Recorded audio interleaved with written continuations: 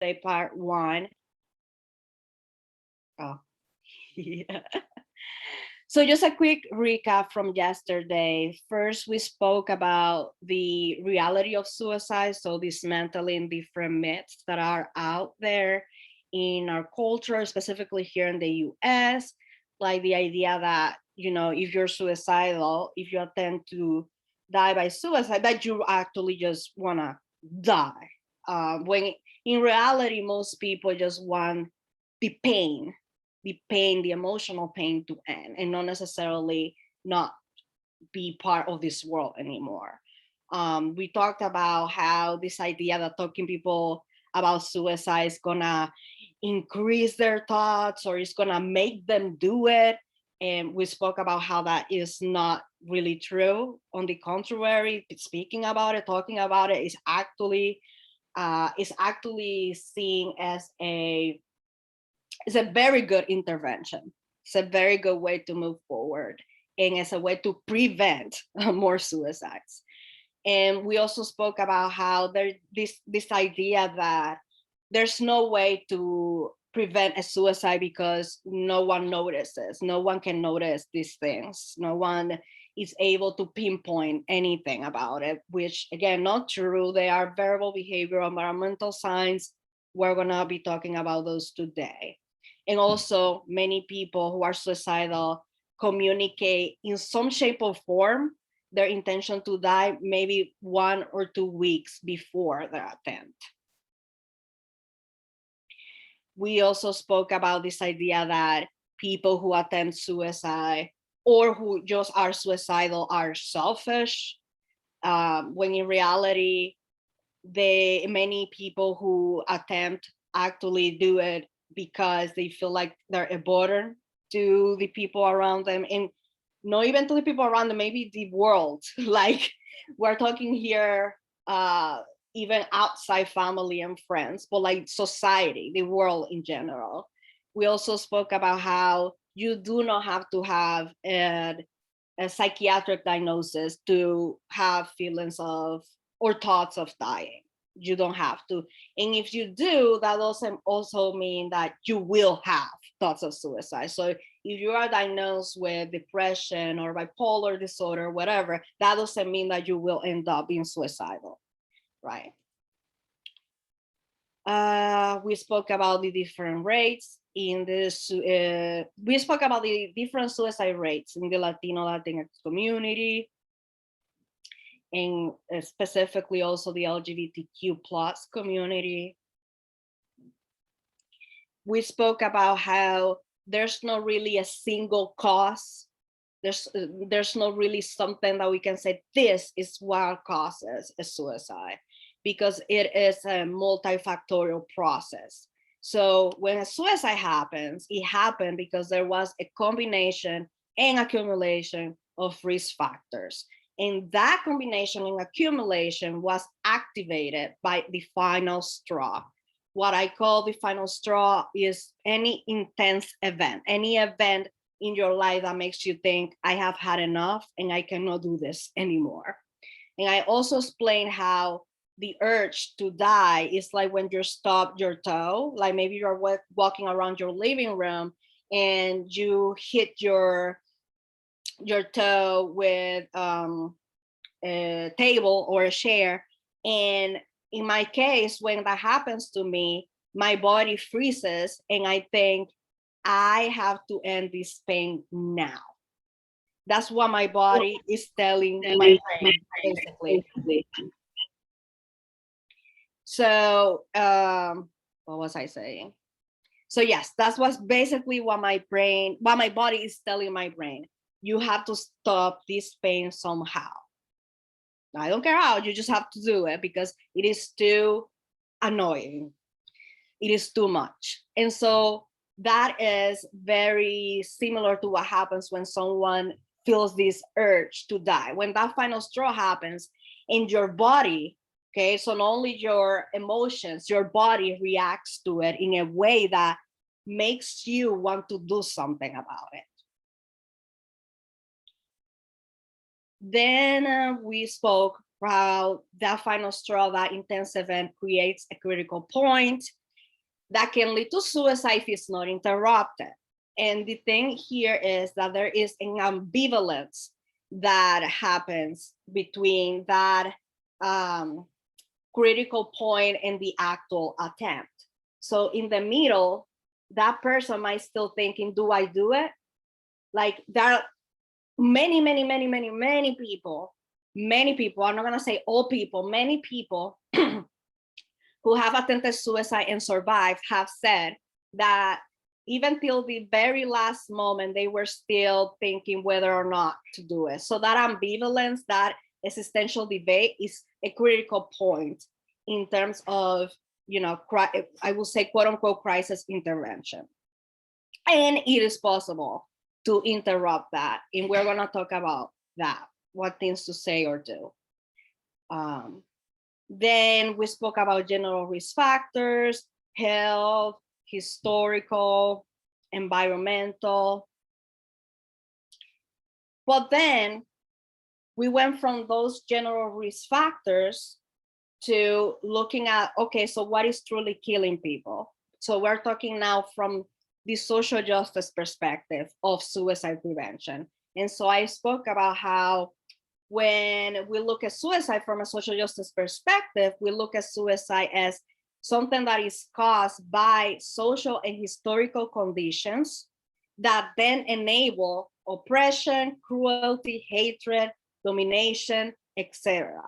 So in a summary, all suicides are assisted suicides. They are assisted by society, assisted by oppression, right? And when we look at this graph, we'll look at different ways that it can be assisted, like poverty, racism, homophobia, mass incarceration, etc.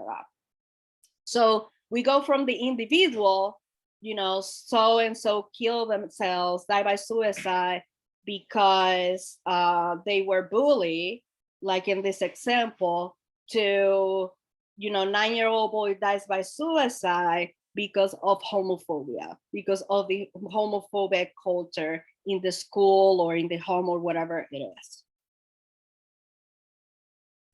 And then we spoke about other factors, other social and cultural risk factors, like racial microaggressions, colorism, acculturation, assimilation, Marianismo, and machismo. And then, yeah, I'm gonna basically stop right there. But basically, we went through those 4 different types of social and cultural risk factors.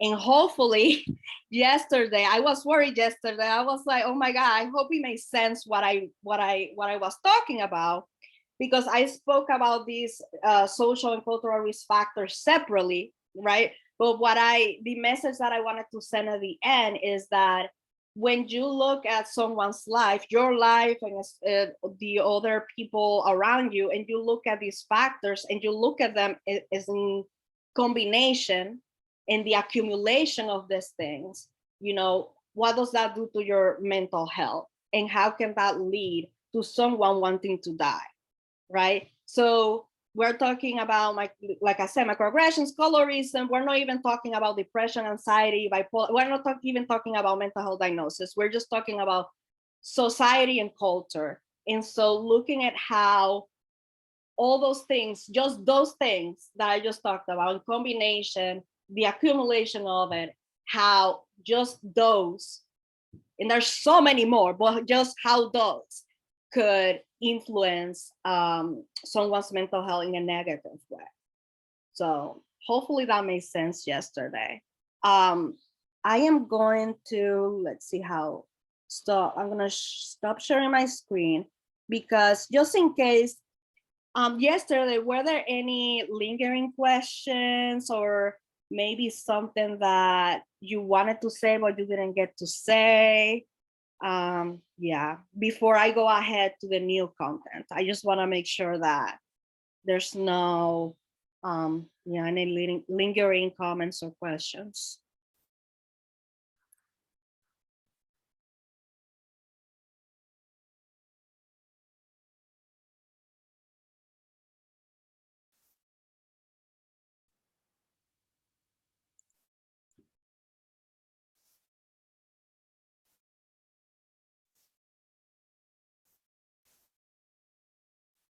Already. Okay. So having said that, let me share my screen again.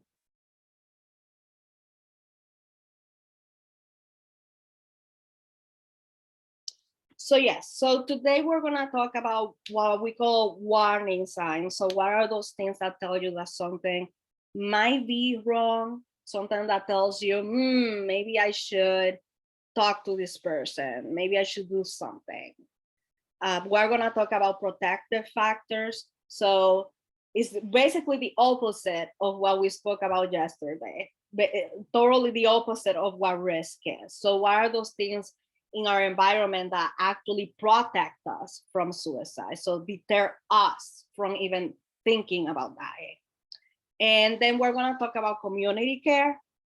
So what is community care and different ways that we can use community care to protect each other from suicide and other intense emotions. And then certain things to think about when using community care, not only with your family, friends, but also at your work. Like how would you incorporate this? But if you're not already incorporating them, then how would you incorporate them? Will they even work?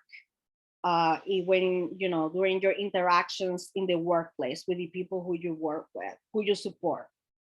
And then resources, things that we can use to mostly at the end when I talk about moving forward, what are those things that we can use to keep the support going even if we're not necessarily present? Already. So when we look at any suicide prevention training, there are always three different categories: the verbal signs, the behavioral signs, the environmental signs. And so before I even talk to you about these signs, I want to let you know that these are not necessarily culturally relevant, meaning that it might be that one of the signs that you see here, you're like, that's not wrong in my culture or in my family. That's just whatever. Like, that's not a big deal. It might be, right? So I will encourage you to not just take this as, okay, so these are the signs and that's it. Like, I invite you to critically, like very critically think about each one, like literally each sign that I talked to you about. And are they really relevant to you, to your culture, to your family, to your work, whatever you are?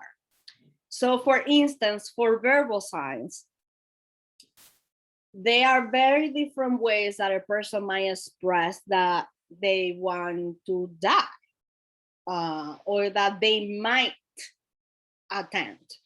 And there are many people who are very direct. So they might say, literally, I am going to kill myself, or I wish I was dead, or I don't want to live anymore. Then there is a little bit more of, I will say, passive kind of verbal signs. Like, it makes you think that there's something wrong, but not really. Like, that it might not be so direct. So like, I am going to end it all. I'm going to end it all. Or what is the point? Or maybe sometimes the question of, what would you do if I die? Or when I die, not if, but like when I die, like what are you gonna do? Like, how would you show up? Like, would you be part of the funeral? Like, what would you do? So there's a curiosity about what would the people around them do once they die. And things like, I wish I could sleep and never wake up. That's also mostly might hear that mostly from children and from teenagers, mostly, not necessarily just, adults. Like a child saying, I want to take a nap, right? And but never wake up from that nap, basically. So all of those things, they might tell you that something is going on, that something, that this person is thinking about death or dying. Then there are behavioral signs. So one of them that is seen a lot is this it goes either sleeping a lot, like we're talking about not the 8 hours, we're talking about way more than 8 hours, to not sleeping at all, or eating a lot, or not eating at all. So very, very, very dramatic changes in habits, in these types of habits. There's also the idea of isolation. So now we have to remember that not everyone has the same type of personality. So for me, I am really outgoing and I'm really bubbly. And I like to go out a lot. Like if you call me and you're like, let's go out, so I'm like, yes, because I don't like being at home. So for me, isolating and withdrawing is not normal.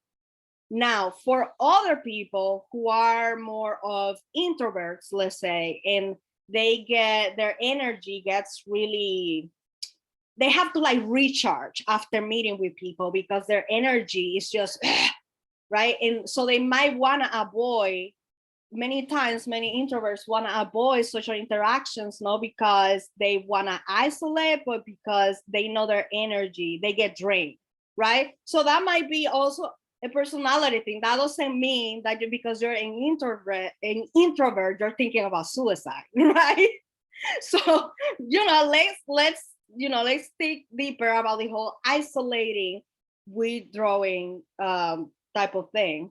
So what is normal for that person, basically, is the question. Is this person usually outgoing and now they don't want to deal with nobody? They are not picking up calls when they used to pick up all the phone calls, when they stop answering texts, when they were the fast texter? Those are the questions that we should be asking. Little means, like we spoke about yesterday, little means basically those things, those tools that people use to die by suicide. And, I am not going to get graphic here, but the one that is mostly used is firearms. Like 52% of suicides in this country happen because of a firearm. And also breaches are also a problem that has been seen nationally, where people, go to breaches, jump, etc. So basically making sure, why is this person asking for a gun? Why is this person now suddenly interested in getting maybe a license, and maybe not a license, just asking, hey, do you know someone who has a gun? Like out of nowhere, and you're like, what? Since when did you have interest in guns? That happened with a friend of mine who was suddenly interested in having a gun, and I was like, okay. So can you tell me more about why you want a gun? Because I have never heard you talk about guns before. Anyhow, it wasn't anything that had to do with suicide, but I'm just saying, being curious about that. Why this sudden interest in certain tools, certain things, in buying certain things, or searching on the internet. That's another thing. Unfortunately, there are internet sites about how to die by suicide. Like literally, you could go to the internet and find quote unquote effective ways to die by suicide, and there are like lists and instructions. So of course, if you look at a search history and you look at that, well, that you will have to ask questions about why is that in your search history, kind of thing. Then there is finalizing affairs. Basically, there are many people who before a couple of weeks before their attempt, they start talking about inheritance. Again, this is out of nowhere. They start talking about lawyers. They start researching about how do you transfer money from this bank to this bank? How do you change the name of the account?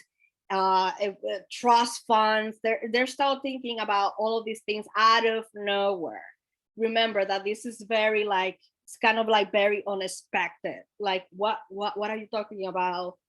Inheritance. What is going on? There's also the giving away prized possessions. This one is a huge warning.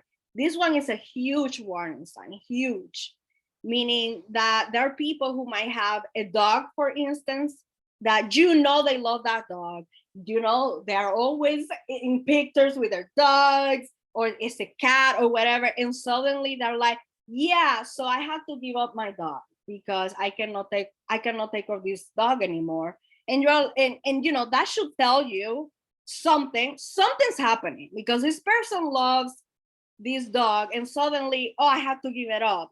And again, doesn't have to be that this person is thinking about suicide, but you should be curious still. You should be curious. It's like, oh, I mean, is it I wonder, is it economy? Like, is it financial? What is going on?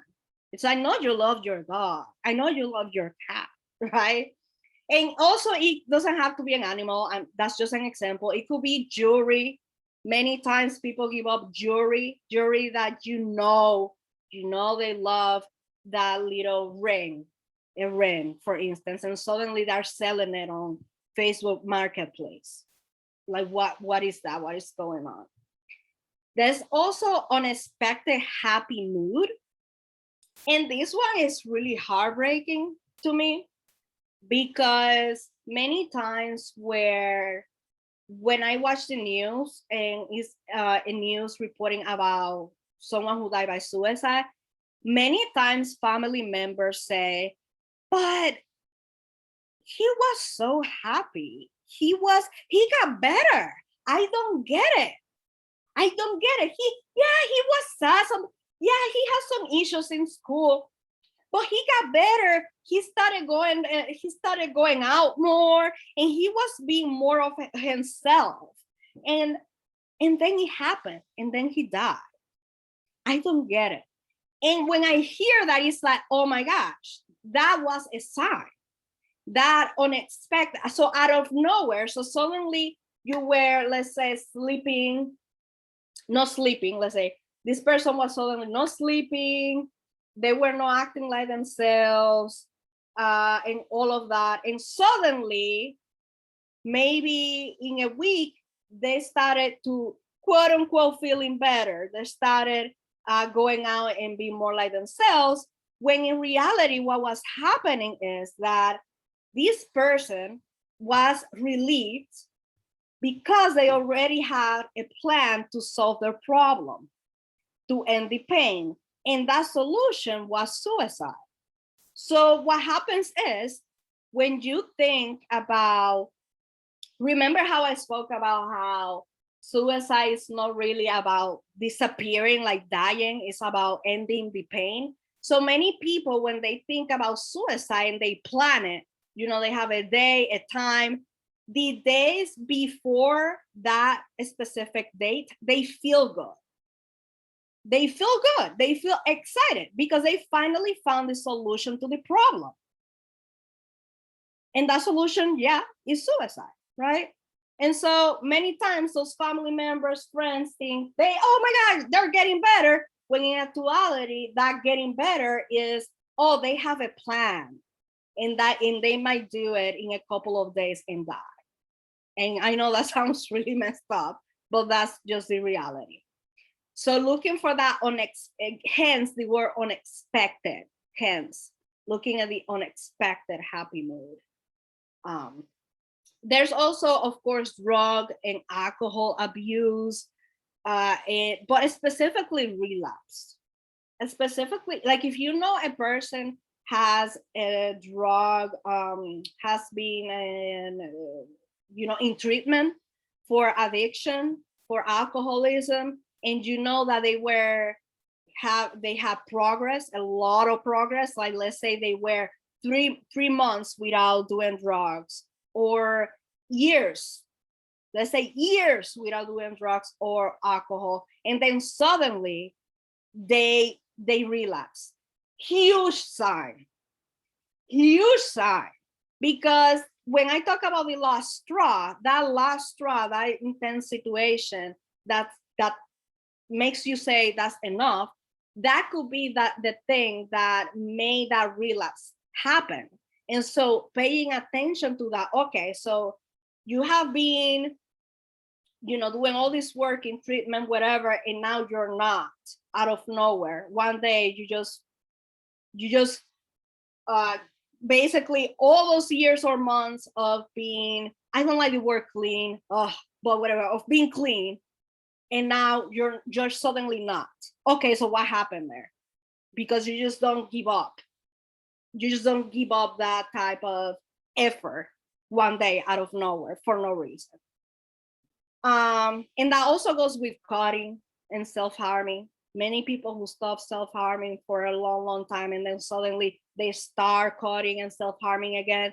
That's a huge, huge sign. Unexplained anger. Hence the word unexplained, because it's very, when you look at this person and their anger, you think, why are they yelling right now? So it could be literally, it could be maybe I'm holding a pencil and my pencil fell out of my hand and I get extremely frustrated. I'm like, why did nothing goes well in my life? See, I'm holding this pen, and even this pen doesn't wanna be close to me or near me. Blah! And it's like this explosion. It's like everything is annoying and everything is, you become irritable. Like there's an irritation at all times, and it feels like a ticking bomb. Like anything you say to this person, they will take it in some way, in a negative way, and be angry about it. So it's unexplained, it's out of nowhere, it's an unexpected anger. Because remember, being angry is normal. It's just the intensity of that anger and where is that anger coming from and why. And then saying goodbye, huge sign, huge sign. If someone calls you out of nowhere and says, or texts you, whatever, and says, yeah, I'm just saying bye. Thank you so much for everything you have done for me. I appreciate your kindness that day. And yeah, I just wanted to tell you thank you and bye. Literally. That should tell you that something is going on, because okay, you got a compliment. Thank you for being there. Okay, also, oh, nice. Why are you saying goodbye though after saying this? Like, what is, especially if it is out of norm for that person to even say thank you, because some people don't even say thank you about anything, like my dad. Right? So if my dad ever says, thank you so much, I'm not gonna be like, why are you thanking me about anything? You never do that. So that's huge. That is a huge sign. Huge sign. And then for environmental signs, we actually spoke about this yesterday. One, when talking about the last straw, and when talking about the environmental risk factors.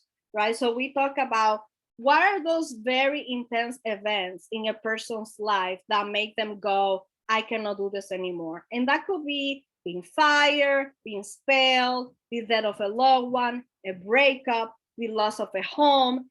It could literally, like I said yesterday, these environmental signs, it could be anything that you care about a lot and you suddenly losing that, or you feel like it's not the same anymore. So you know, it could be about disappointment as well about something, right? So it doesn't have to be, oh no, like if you are, let's say, somebody's boss and you fire someone, don't think, oh crap, I fired someone, they're gonna like die by suicide now. Like, no. Could that be the last straw, or that lead to that critical point? Yes, but remember that you have to look at all these signs first, right? So you look at the verbal and the behavioral signs, you think about the different risk factors in that person's life, and then you think, okay, so I wonder, is there I also call it the cherry on top.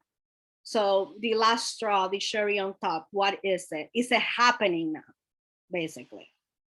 Okay, I feel like I was rambling. So I'm gonna stop sharing my screen. And we're gonna have a break at 2 p.m. I forgot to say that. So any comments, questions? Actually, I'm very curious to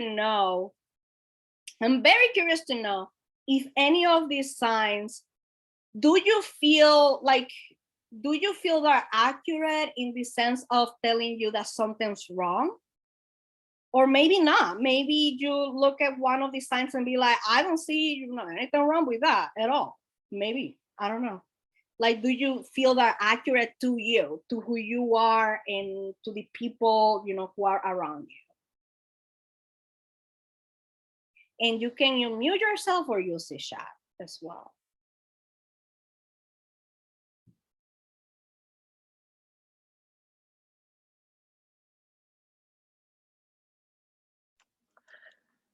I have a granddaughter who she hasn't done it recently, but whenever she was upset or depressed, and she had nowhere to go, nowhere to turn, she was living out on her own, she would call me up and tell me, Grandma, I don't feel like I want to be here anymore. I think people would be much happier if I wasn't here. I just think I'm taking space. I don't want to be here. And I would immediately ask her, where are you? I'm coming to get you right now.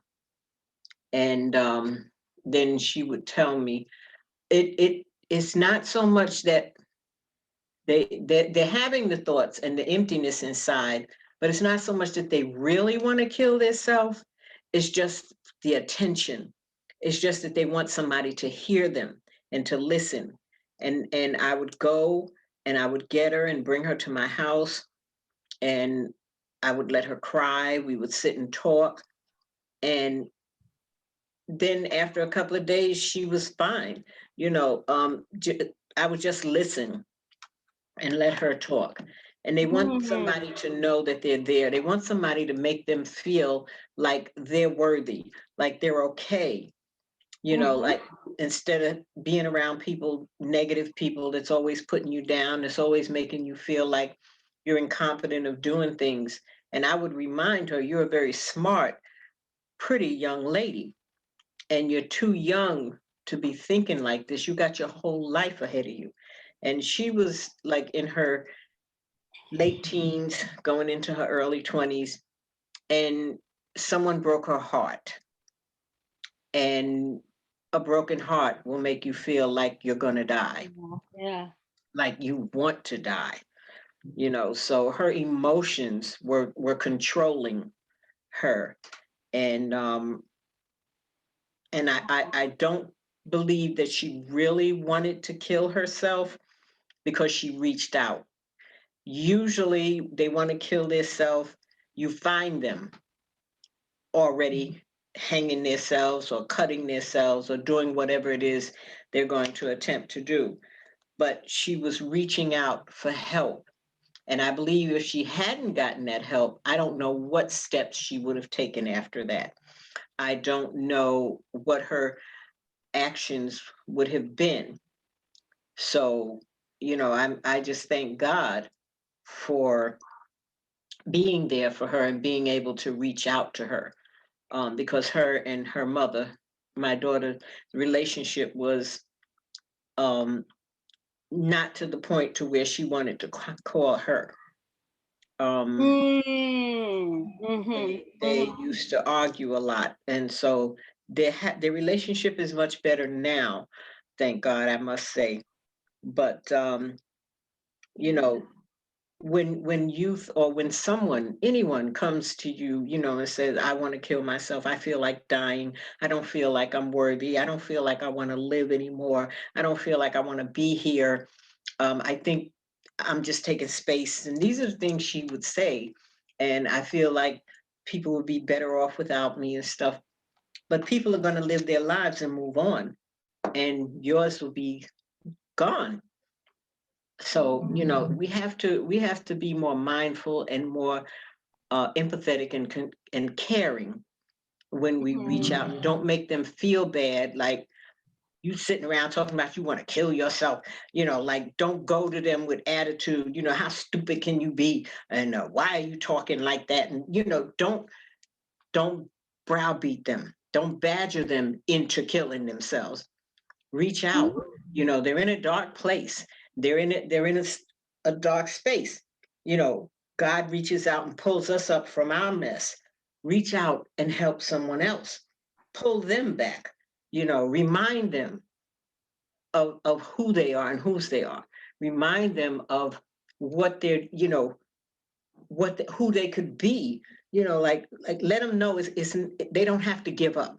They don't have to let go, and they don't have to listen to the negative people that are trying to push them, cyberbully, whatever it may be, trying to convince them that they're not worthy. They just need that. Yeah, there are many points that you made, that like listening. So many times people think that listening is not enough, and that there should be more action, right?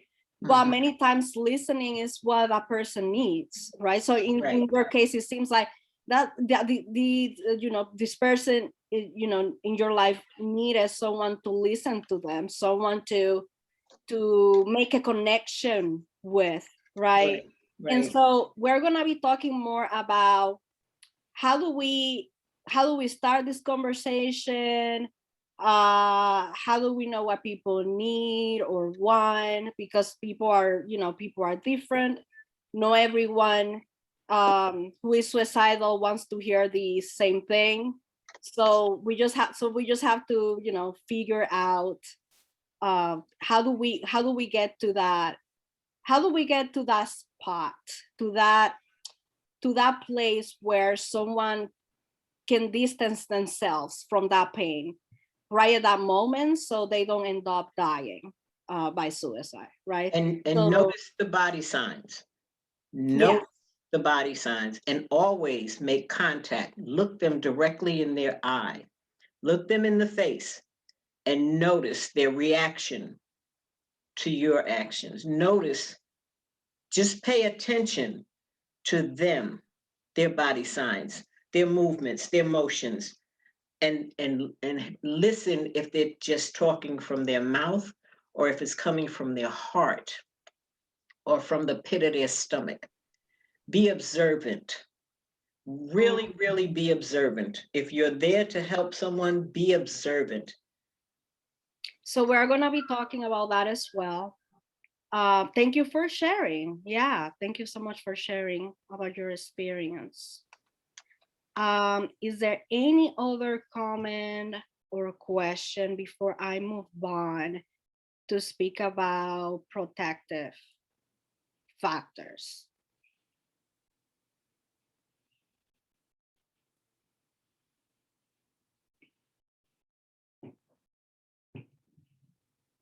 Already.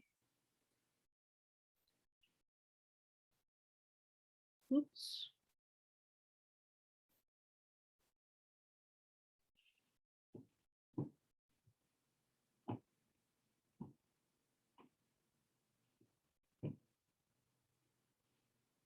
So we spoke about warning signs, and yesterday we spoke about risk factors.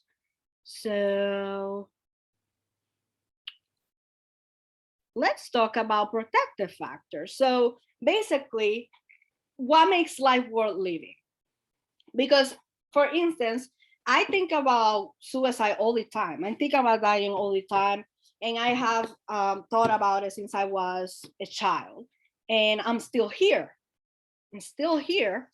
So why am I still here? And that's the case for many, many, many, many, many other people who have had thoughts of suicide, who have attempted suicide maybe once, maybe 3, maybe 5 times. They're still here. They have decided to stay here after all. So what is it? What makes someone stay? When we look at not, research, like quantitative, qualitative, whatever we want to call it, there's always the theme of connection and belonging across cultures, across populations, across countries. Connection and belonging always seems to be the very, very first factor, that very, very first protective factor. And there are many ways that connection and belonging show up in a person's life. And that could be, religion, could be family, could be through their culture, or could be through what we call collectivism. Now, it is not as it's not as black and white as it seems. Like I could literally just go to next slide, right, and be like, yes, religion, family, culture, collectivism, next slide. But unfortunately, it's not that straightforward, because many people, as we know, let's look at religion for instance. There are many people who we know are definitely don't feel connected or like they belong to a certain church or to a certain belief. On the contrary, it might cause them harm. So it might become a risk factor. So for instance, in the Dominican Republic, where I am from, there is a lot of homophobia because we are, the country is Catholic. It's very predominantly Catholic, and religion is a big part of many, many, many Dominicans' lives. And so when looking at, for instance, the LGBTQ plus community and looking at specifically in the Dominican culture and that relationship with Catholicism, I am not gonna go there and be like, yes, so religion can protect you from suicide. Like, no. Like, it's obviously not that clean cut. Now, let's look at my mother, who is also Dominican and who has, who has I will say goes through depression from time to time. She says that church has saved her life. Why? Because especially during the pandemic, her community has been the church. So she, for instance, goes to Bible study on Zoom, like twice a week. And because she looks forward to those meetings, she feels hope and excitement. And that hope and excitement is what keeps her from being more depressed, because she knows that she's going to go to that Zoom meeting and be with people that she likes and talking about something that they all have in common, which is love for, God, Jesus Christ, right? So for her, the church, the community that comes with the church and her belief in God is a protective factor. While for other people, like I said, the example maybe in LGBTQ youth who is, let's say, Dominican, who is living over there, that might be a risk factor for them, right? So, let's looking at this more deeply. For instance, with family, that's a huge one. There's something in research that has been called familism, and familism is specifically it's very I will say yes, just familism in terms of loyalty to family and the responsibilities that come with that loyalty. That could exist in any culture, right? But when speaking about the Latino, Latinx community and also the Black community, familism is is very real. It's very, very real. So for instance, I became the black sheep of the family when I decided to put my dad in a nursing home. So in my culture, in the Dominican Republic, there are nursing homes, but it's not a resource that you necessarily use.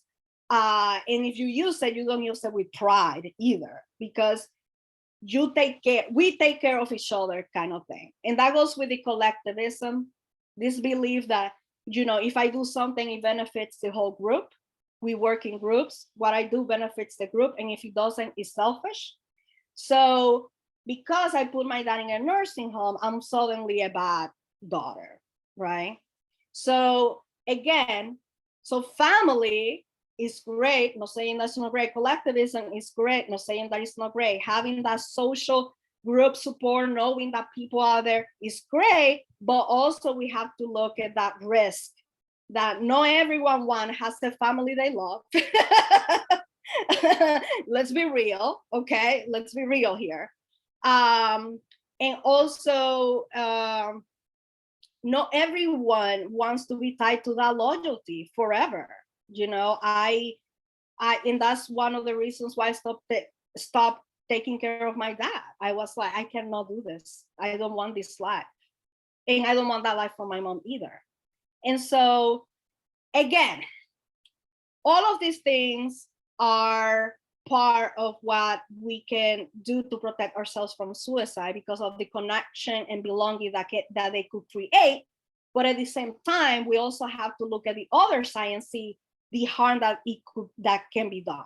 So it's really important that when looking at protective factors, we don't generalize and say, culture is good, family is good. Like, it's good to always look at both sides of the coin, basically, especially when you're supporting someone and someone tells you, yeah, I have a big family and blah, blah, blah. And you're like, oh, so you have family, right? So that's great.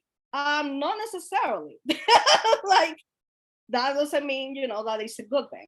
So I am gonna stop right there and ask, so what do you think about that?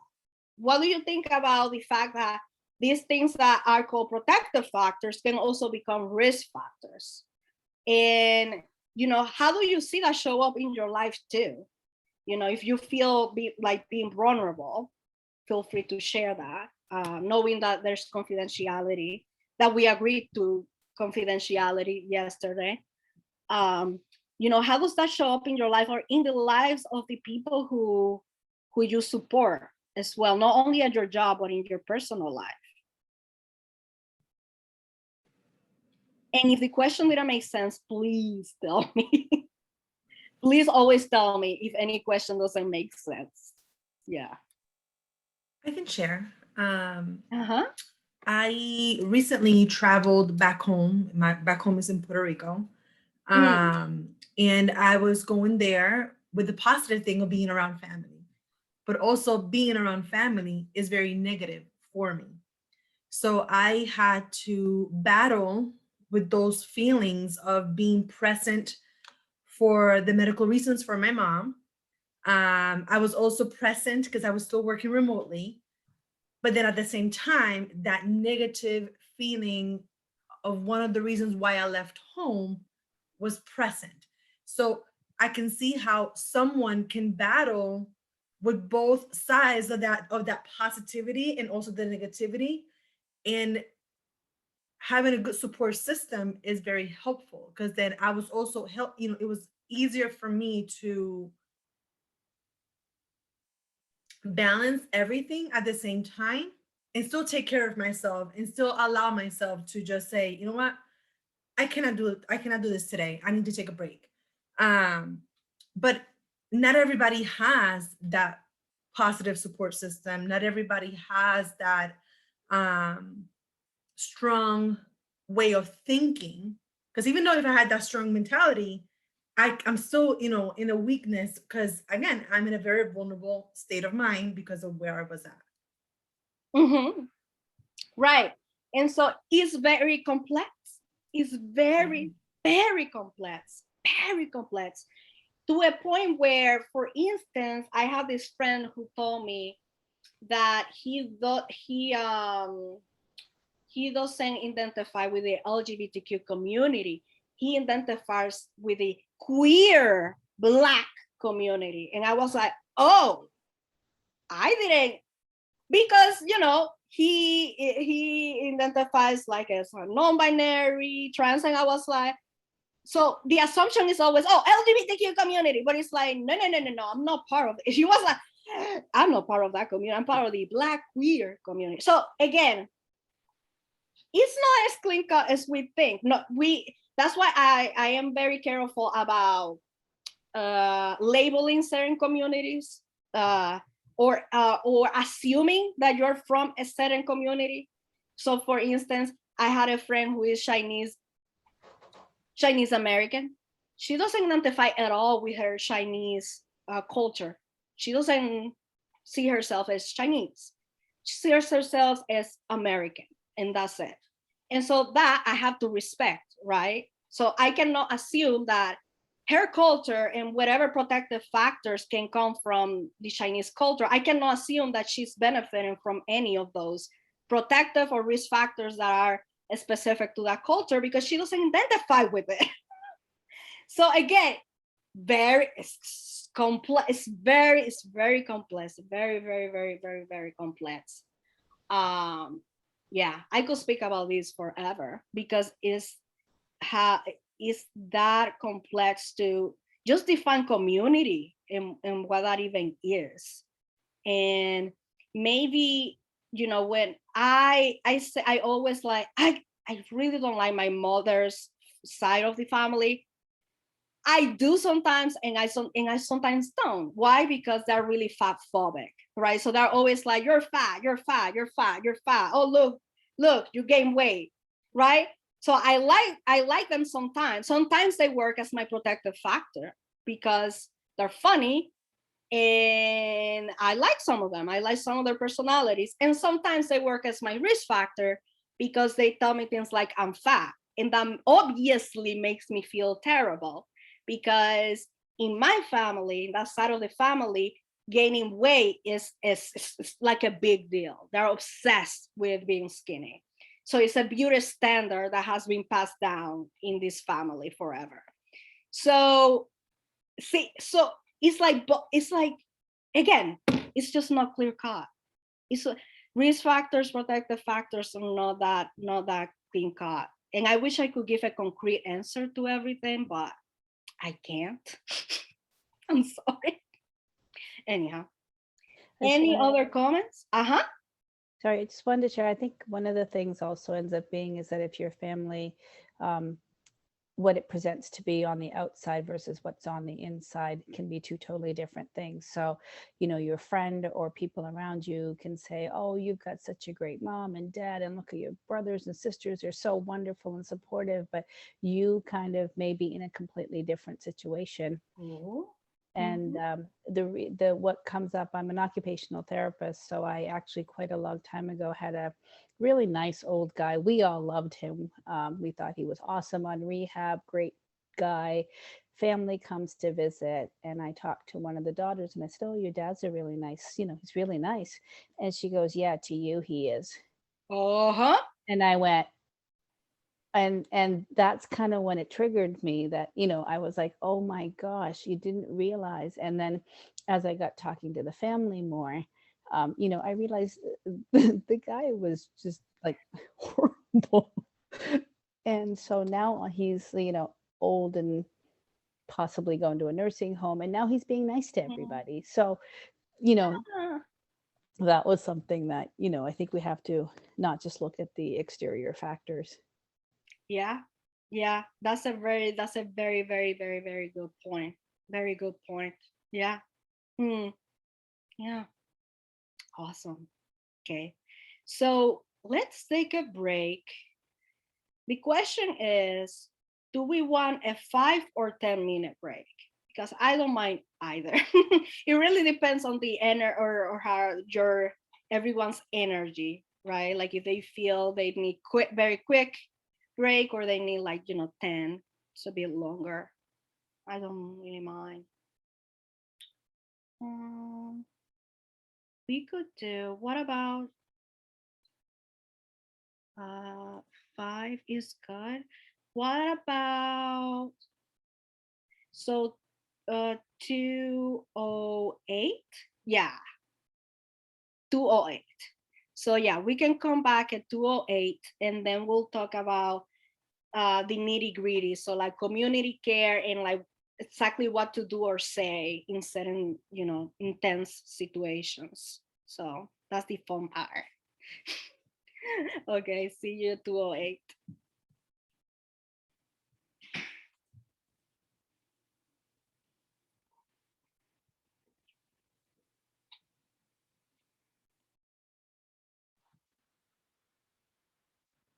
Okay, so I am going to share my screen again.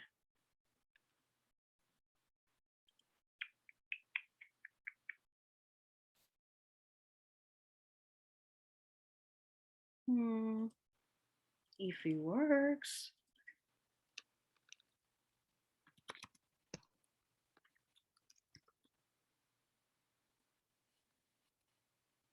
Okay.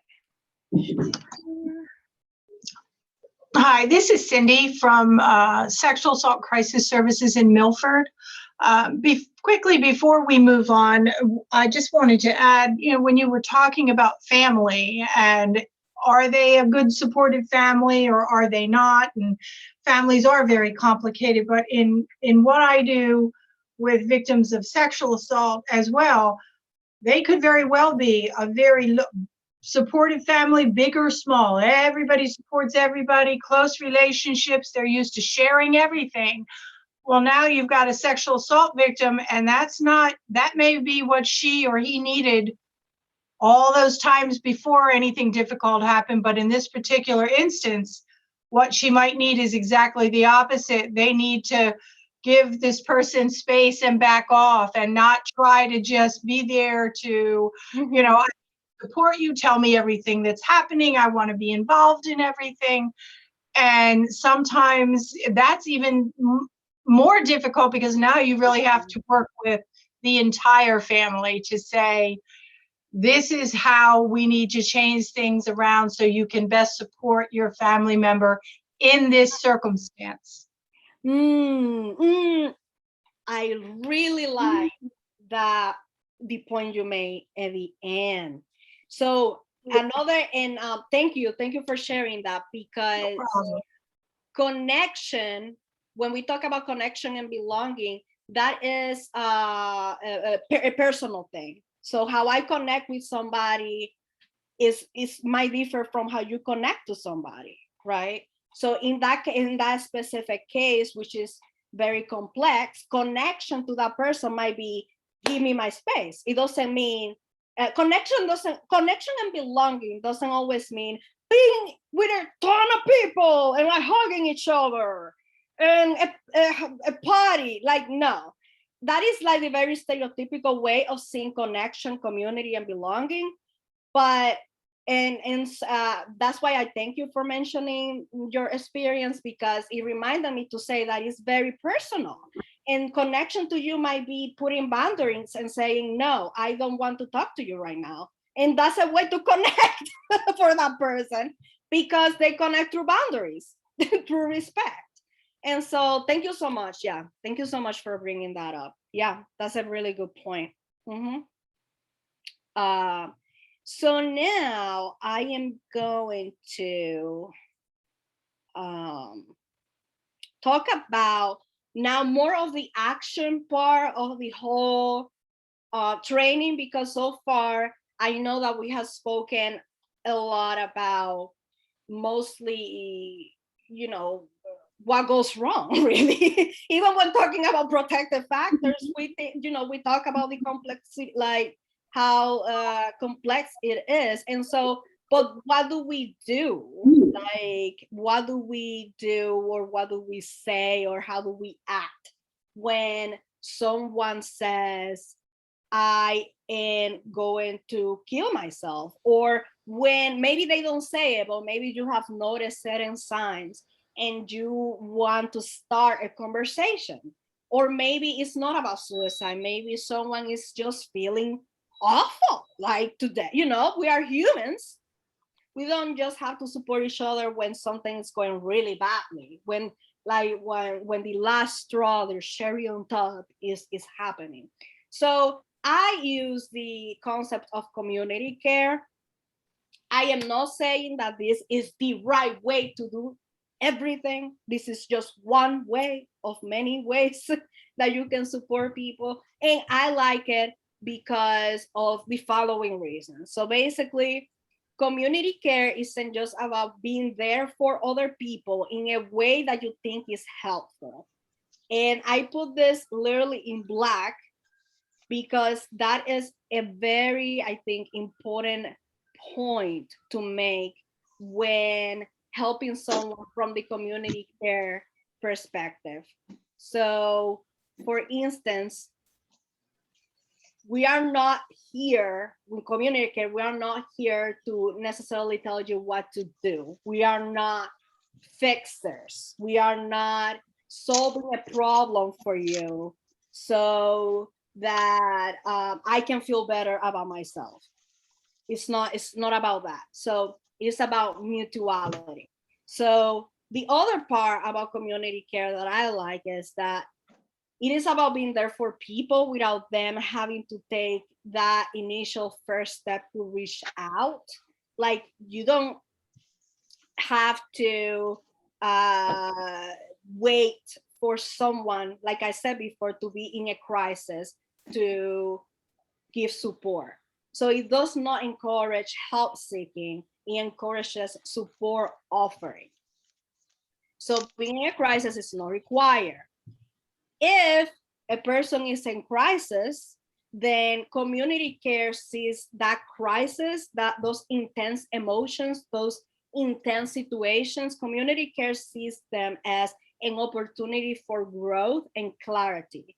So we don't, when doing community care, we don't enter a situation in intense interaction as, oh, we have to solve that, we have to fix this, and we have to, you know, take control. It's about actually, okay, so this is going to be a very good opportunity to clarify what is going on in that person's life. Like what is really going on. It's going to be a good opportunity for growth. In this sense, it could be there are many types of growth. It depends on the content of the conversation, but just growing as a person. So community care sees pain as an opportunity for growth as well, not just as an opportunity to get stuck. So the question is, how do we get unstuck so that pain becomes an opportunity for growth? Then the other thing that I really like is the person who is being offered the support does the work. So like I said before, I'm not here to fit. The person who wants to support, the supporter, I'm not here to fix anything. I am here from the community care perspective. I am here to offer an environment and a space for that person to find their own answers. Okay? I am here to provide space and environment. I will add to that a brave space and environment for that person to then find their own answers and their own clarity. So we are working together, walking side by side. And this person, the person who I am supporting, this person leads this conversation. It goes where they want it to go. And there are many ways that we can get to that point. But first, before I go into, okay, so how does that look like? I want to say that many people criticize community care and other methods that are very similar, like intentional peer support, for instance, or another method, alternatives to suicide, is very similar. They criticize these approaches because they are seen as very simplistic and like there's not enough action to it, or that there is too much leeway for the person being supported. And so what I'm gonna ask you before I go into the different values of community care is to have an open mind if you don't have an open mind already. I don't want to assume that, oh, no one here has an open mind. No. But if you haven't heard about community care or peer support or alternatives to suicide approaches before, then I will want us to, encourage each other to be open-minded about these different values and how to use them and how they might look like in not only your work, but also in your personal life. And it might be that you think it doesn't work, that it's not gonna work. And that is fine. Because remember I said, you could disagree with me. You could, hopefully you feel comfortable enough saying what could work or what couldn't work with this approach when applying it in your daily life. Okay, so having said that, two values that I talk about when talking about community care is the value of observation and the value of validation. And with observation, though, this is more for when you are noticing certain signs. Remember how we spoke about the verbal, the behavioral, the environmental signs. We spoke about all of these risk factors. And so when you have, this is more, that step, that value is mostly for that type of situation. When you have noticed these things and you wanna open the conversation. And so one way to open the conversation is by saying, I have noticed. And then basically fill in the blank type of thing.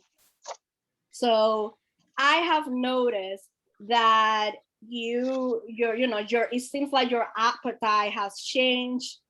I have seen how you are eating like basically every hour. I have seen that I have noticed that you haven't been sleeping much. I have noticed that even if your appearance has changed, like I know that you love fashion or was wearing makeup and your nails are always done and they're not anymore. It has been like this for a couple of weeks. I have noticed that, you said yesterday that you were exhausted and that you were even rethinking about whether you want to keep going in school because you're really stressed. And so I was wondering, and that's where the open-ended question comes in. And by open-ended question, I mean that it's a question that is not answered by yes or no. That's basically what it means. So I was wondering, how are you doing? It could literally be, how are you doing? How have you been feeling? What is going on? Still going. So, okay. So it could be, the question could be, I was wondering, have you been doing, or how are you feeling, or what's going on, what is happening?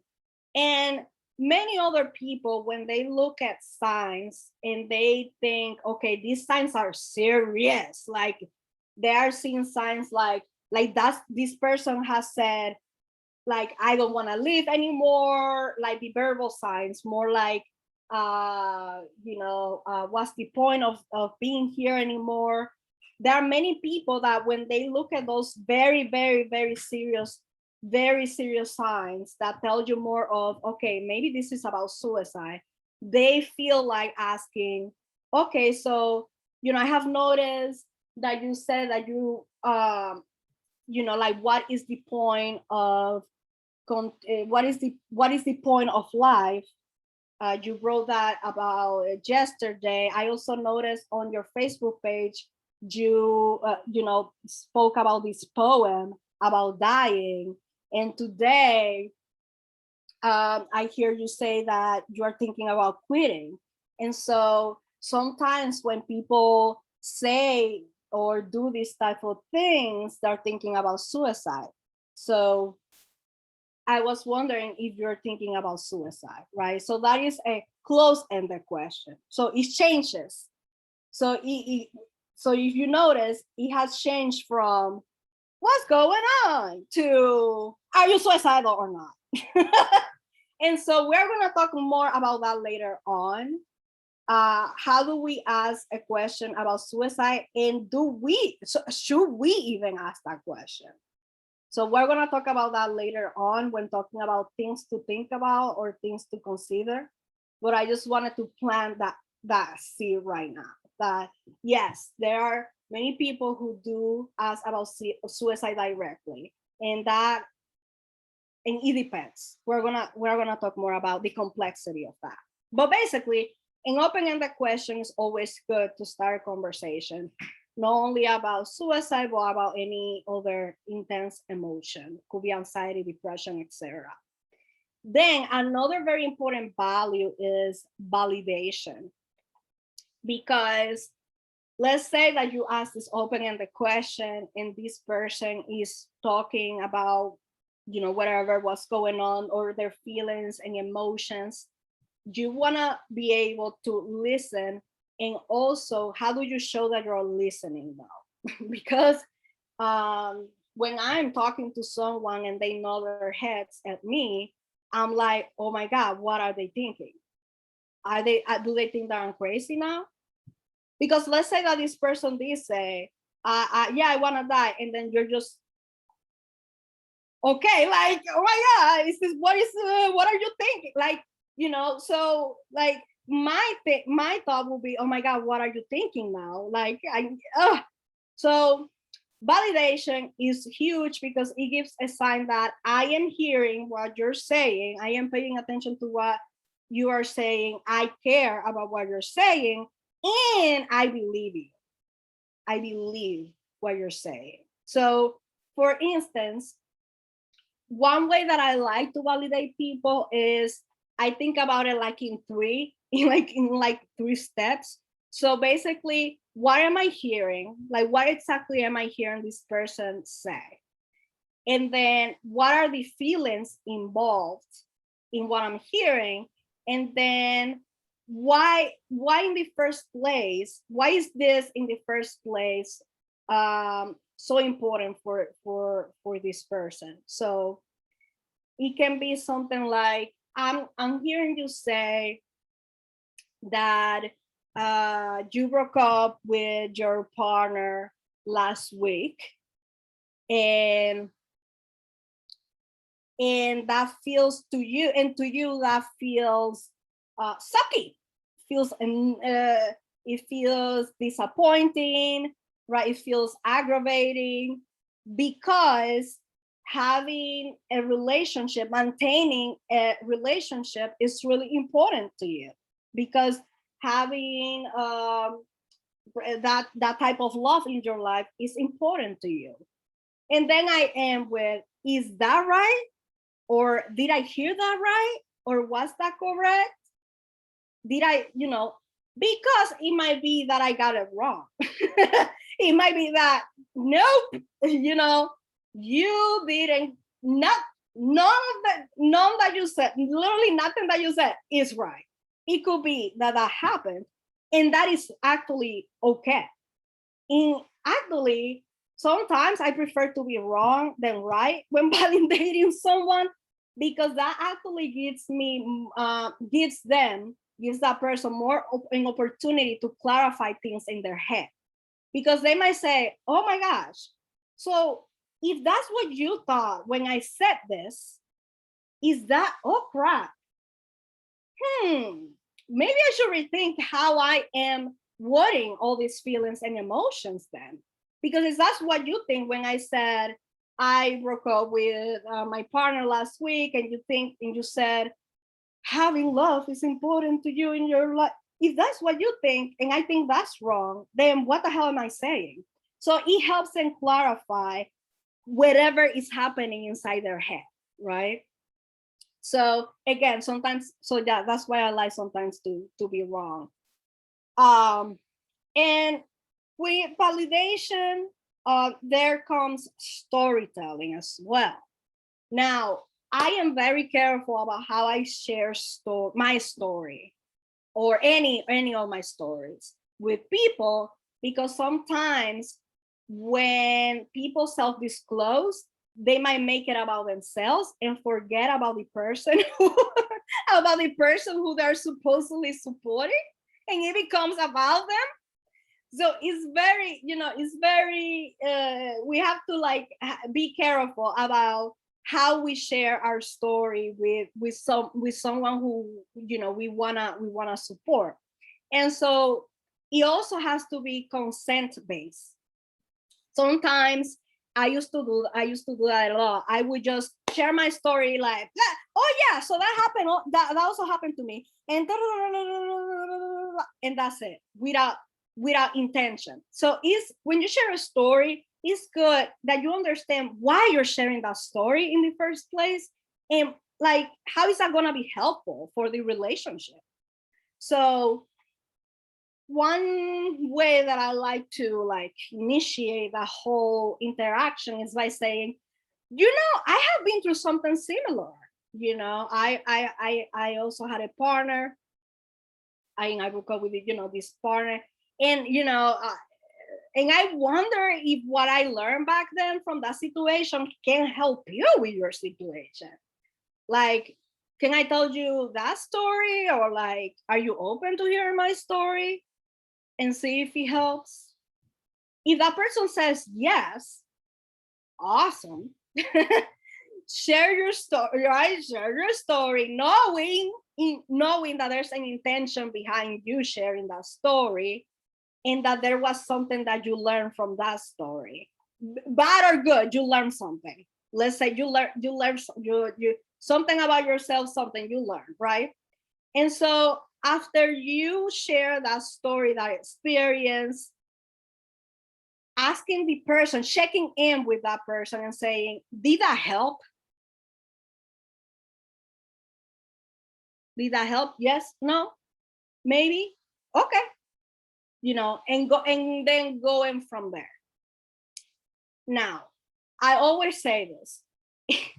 When it comes to validation, I think many people who are used to validating other people, they might need to have some high self-esteem, because there could be a lot of rejection when you're validating someone. So if you say, is that right? And they say, no, you got it wrong.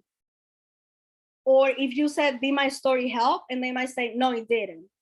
You have to be ready to hear that, okay? You have to be ready to hear about the fact that you got it wrong, and your story might not have helped at all.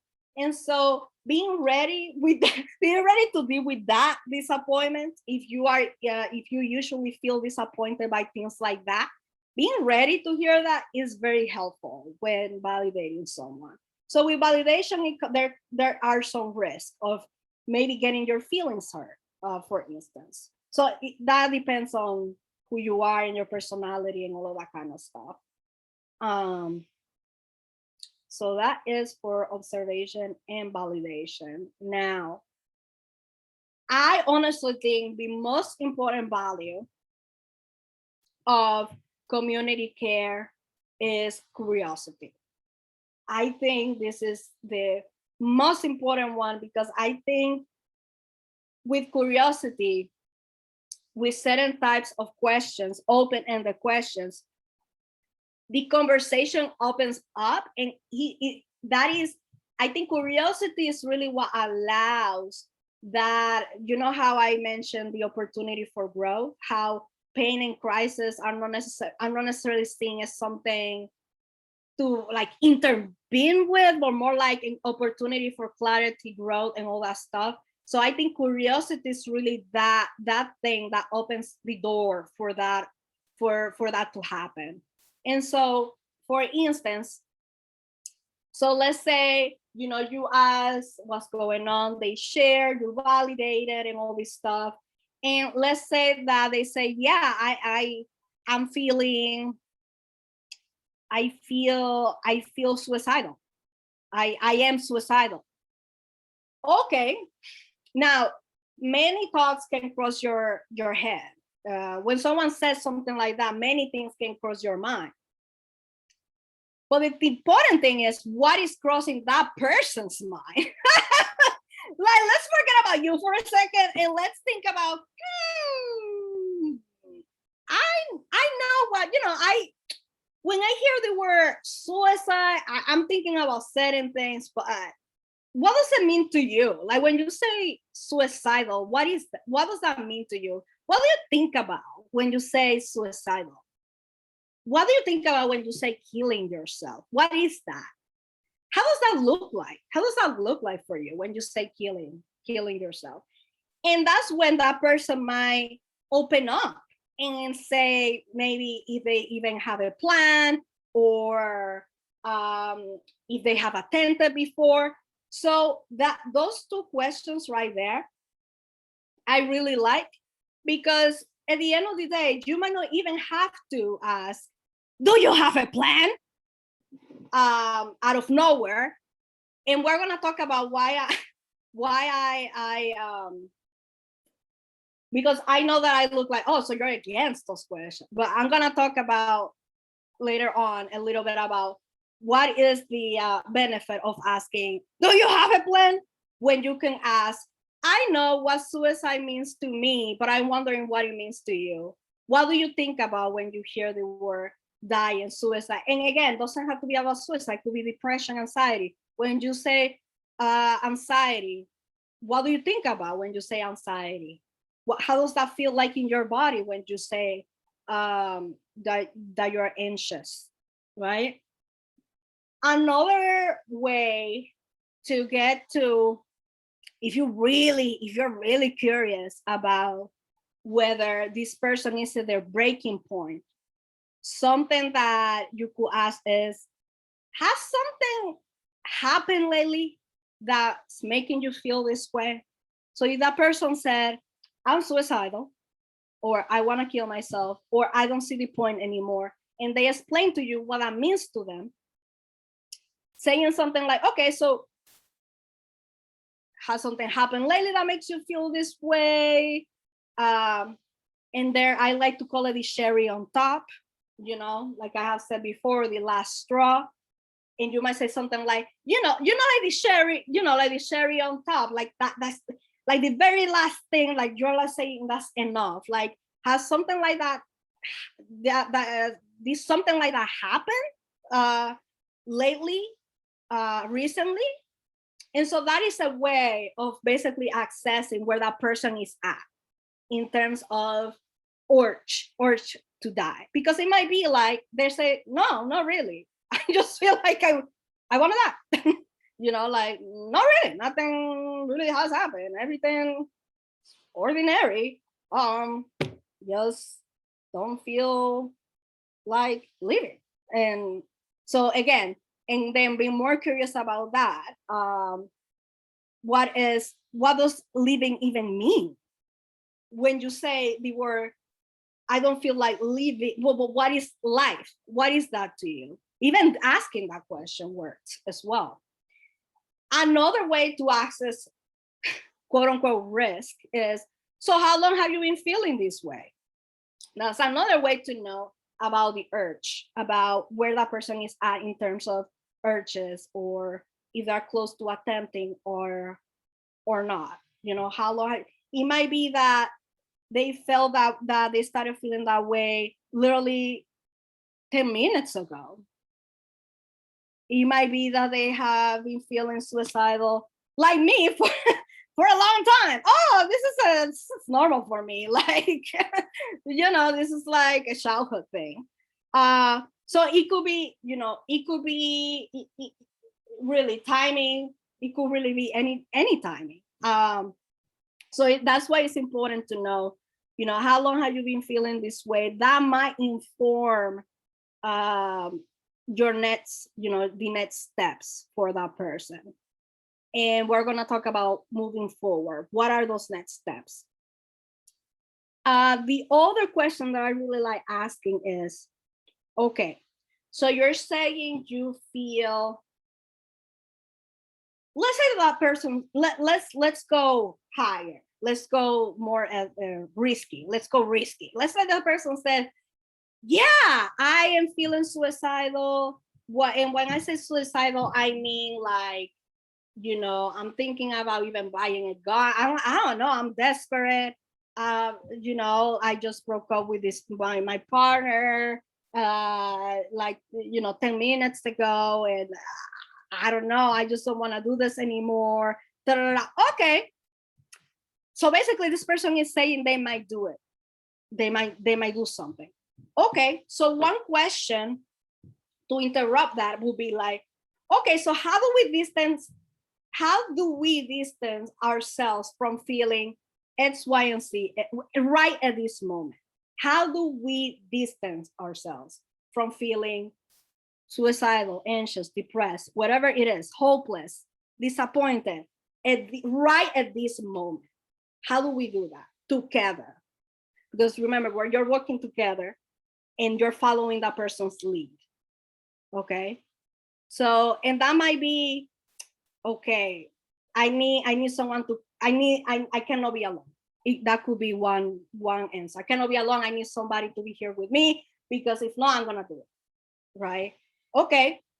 And from there on, you have to negotiate how would that look like? Because maybe you're working on the hotline and you're not going to show up at a person's house, right? So that's because, you know, it's obviously not that simple. There's a plan there that has to be developed.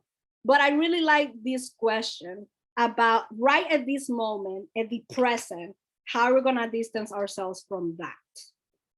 And I put there the untold story. And what I mean by that is that all of these questions get to that thing that it might not be so obvious just by looking, just by when people say, I'm suicidal, I want to die.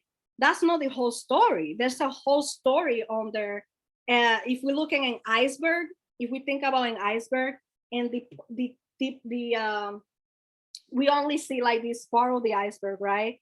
And imagine that it says suicidal. I want to die. I want to kill myself. I don't see there's no point. And then that's just one part of the iceberg. What about what is lower? Like what is in the ground? What is it? What is going on? What is the story there? Because there's a reason for that.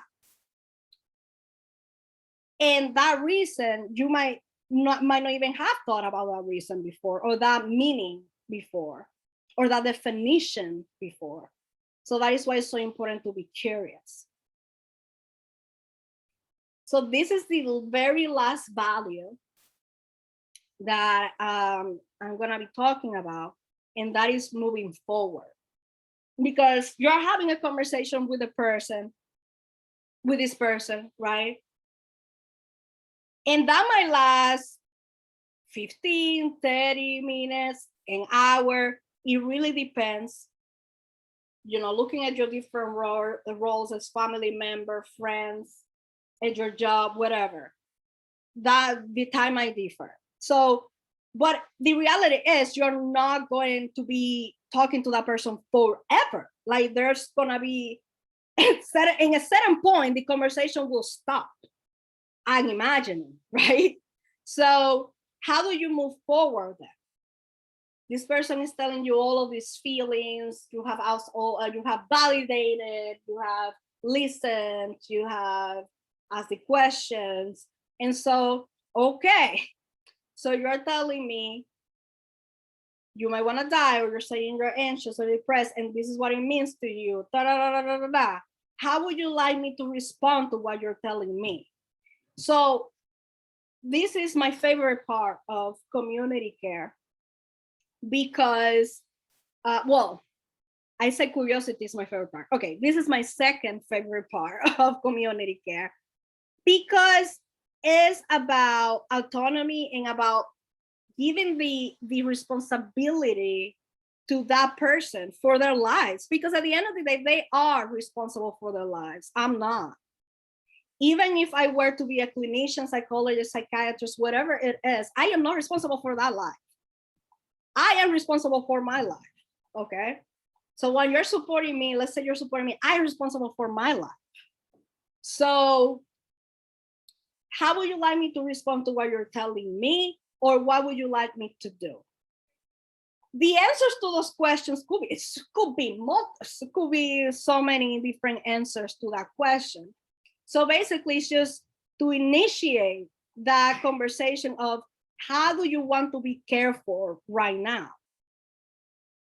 That's really, and that's one of my favorite questions. How do you want to be cared for right now? Is also a great question to move forward, because from there, then you can think about, okay, it might be that while you're having this conversation, the urge to die, the urge to do something might have passed. So depending on the answers you got from that person, maybe they were about to attempt, maybe that's what you got from the conversation. Okay, so maybe that urge has passed. And so how do we move forward now? Because I cannot talk to you for like 5 hours. Obviously, you don't have to say it that way. But one thing to know about that person is, do they know when they feel X, Y, and Z? So in terms of suicide or suicidality, do they know when they're suicidal? Like, are there things they feel like is coming? Like certain patterns in their behavior, or that they feel, oh, something's coming. The reason why I ask that question is because I know when my urge to die is close, is near.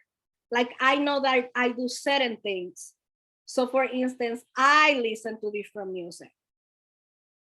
I listen to, I see a shot.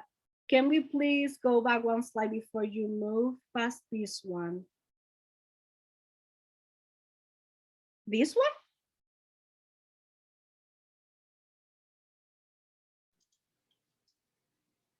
Just the previous slide before moving forward. Thank you.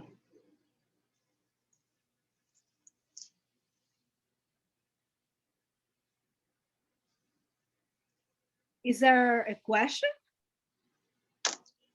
No, I just wanted to see one of those questions. I didn't get to write it. Thank you. Oh! Okay. That's okay. I will, what I'm gonna do is I will copy and paste these things too in a document or something and send it. Because I also have all the resources that, there's never enough time to speak about all these resources. So I think I might as well just copy and paste these things in the document so you can get all of it in one, like part 1 and part 2 in just one long document, to make it easier. It might take me a few days though. What was I saying? So so for me, I know when my suicide urge, I guess I'm gonna call it suicide urge, is coming. I noticed that I listen to different music. So for instance, I start to listen to very outgoing, very EDM, is it? I don't even know how it's called. EDM music. Now you might think, what the hell? That doesn't make any sense. So I don't listen to sad music when I am getting close to the urge. I listen to outgoing music because I want to feel alive. I mean, I'm trying to prevent dying, right? So what I do is when I look for happy music or music that gives me a lot of movement, I know, shoot, okay, this is not normal for me. I usually listen to other type of music, and now I'm looking for music that makes me wanna like dance. What the hell is going on?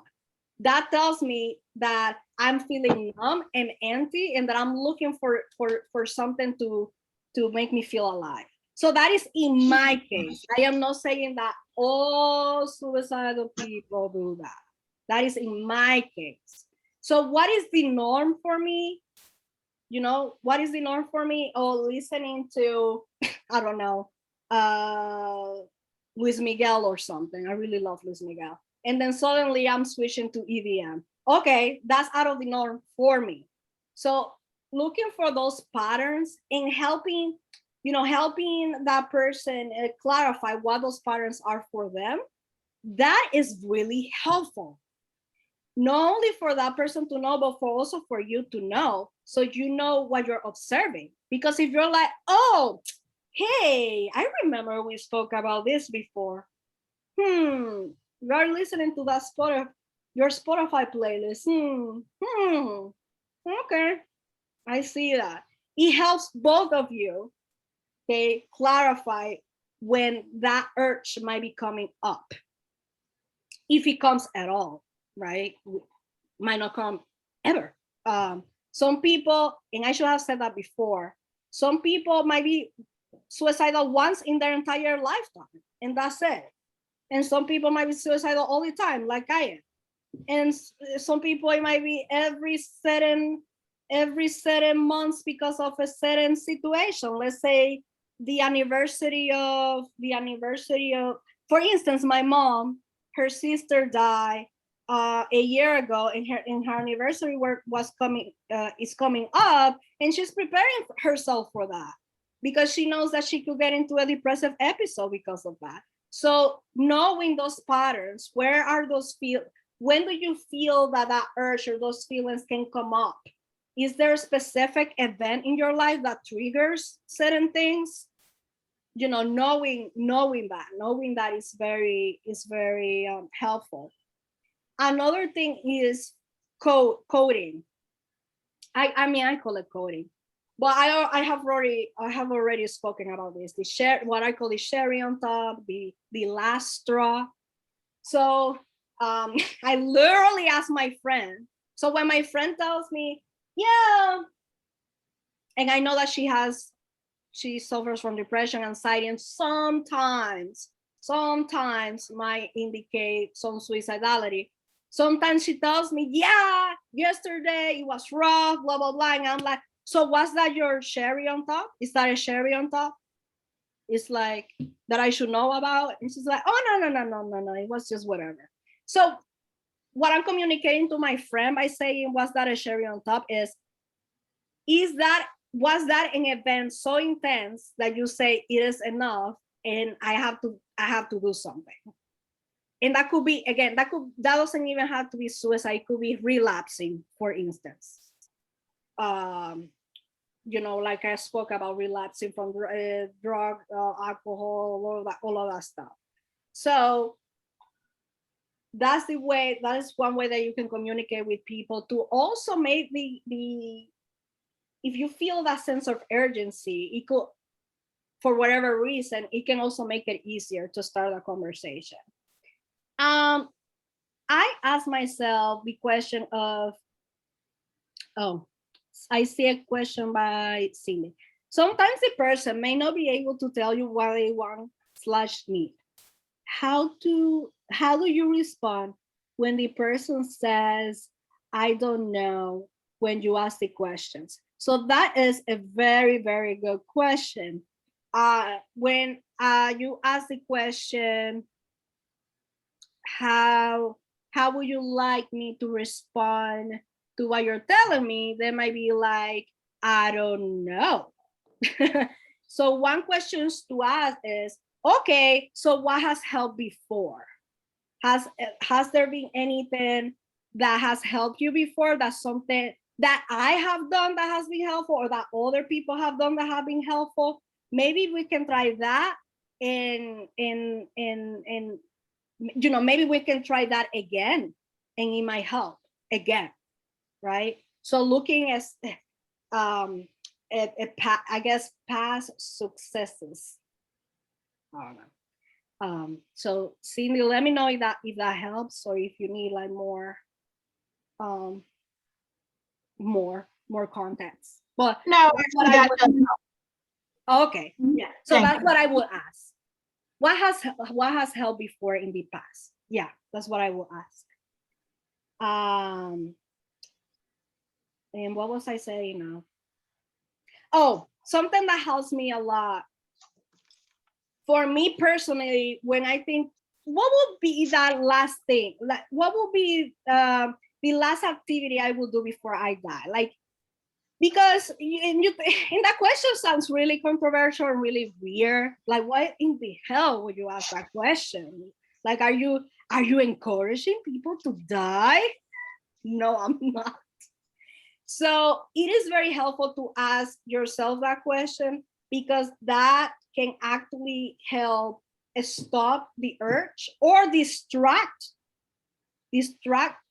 yourself from the urge to die by suicide, or from attempting, distract you from attempting. So for instance, the last activity I will do before dying is eating pizza. I love pizza. I don't eat it often because, again, there is a lot of fat phobia in me and my family, and I take care of my weight a lot. And I know that when I eat pizza, I know that that's something that's gonna make me feel bad about my body. So my mom knows that when I order pizza, that means that I am not doing okay. Because first of all, that means that I don't care about my body anymore. And that's one of the things that I care the most about. So she's like, okay, so she doesn't care about her body anymore, apparently, right? And also, she has told me that the last activity she will do before dying is eating pizza. Okay.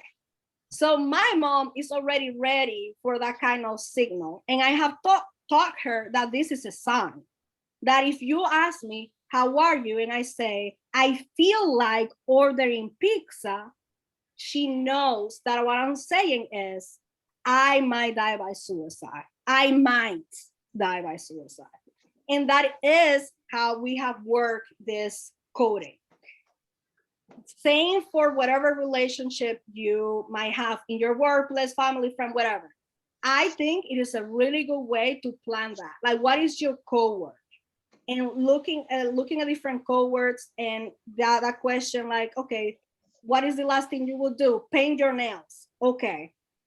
So one thing could be, so how are you? I feel like painting my nails today. Okay. That tells me something's going on. Or that person, you might not ask. That person might just text you, call you, and tell you, feel like painting my nails today. Okay. That tells you something. So very, this is also about warning signs, right? So for me, I call them personalized warning signs, because for me, eating pizza is a warning sign. And for other people, that's ridiculous. So personalizing those warning signs help. The other thing is, I'm here for you. It's hilarious because my organization is called Estoy Aquí, which in English means I am here. Yet, I really don't like it when people say, I am here for you. Okay. Where, when, and why?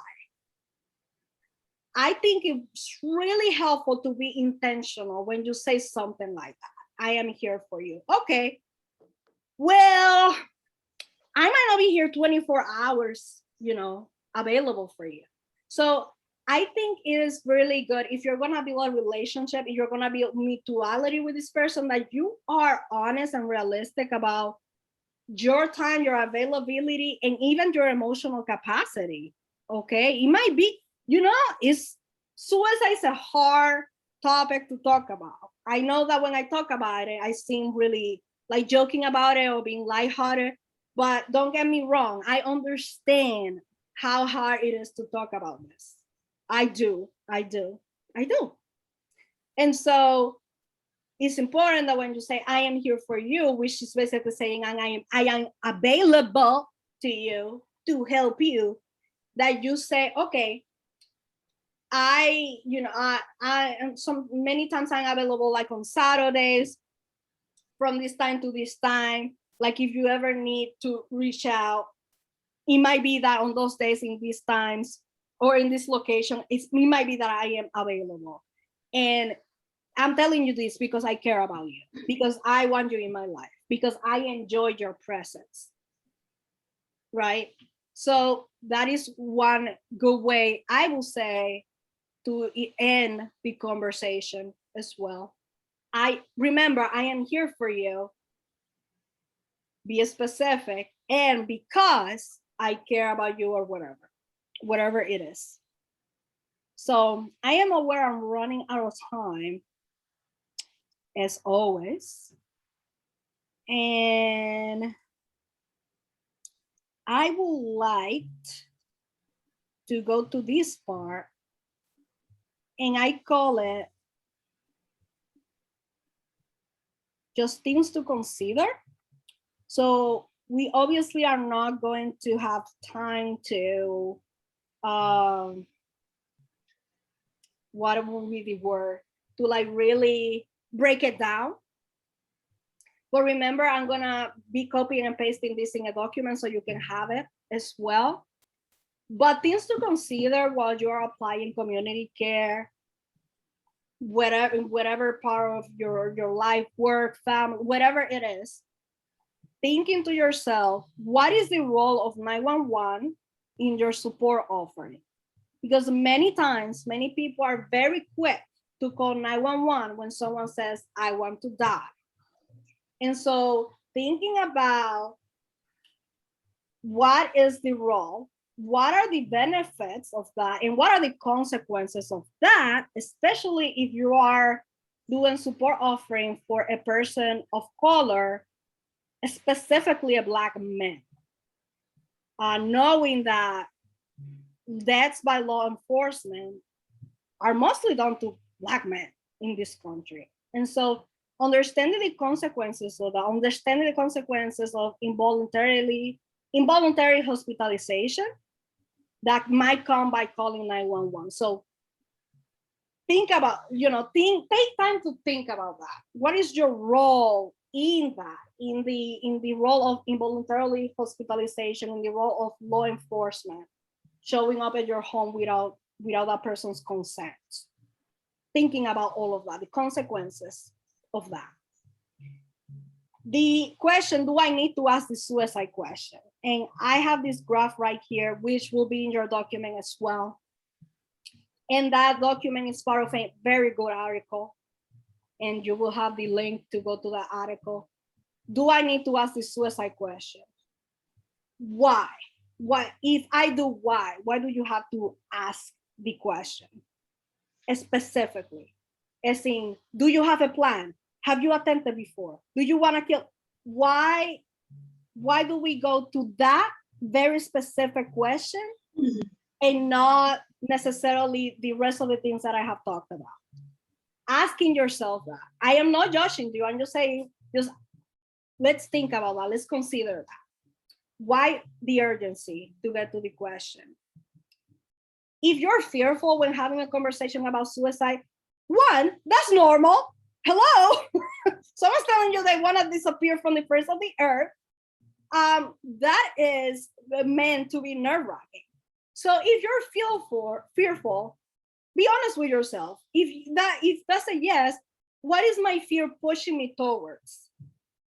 Asking yourself that question is really important. Is it pushing me towards cutting this conversation short? Is it pushing me to do problem solving, to want to solve this person's problems, to not listen to this person anymore as soon as they say the word suicide? How can I keep the connection going regardless of that fear? Because it's not about not having fear. So it's not about, I I will never be fearful when someone talks to me about suicide. No, that's trust. That's not the goal here. The goal is, okay, so how are you gonna keep connecting with this person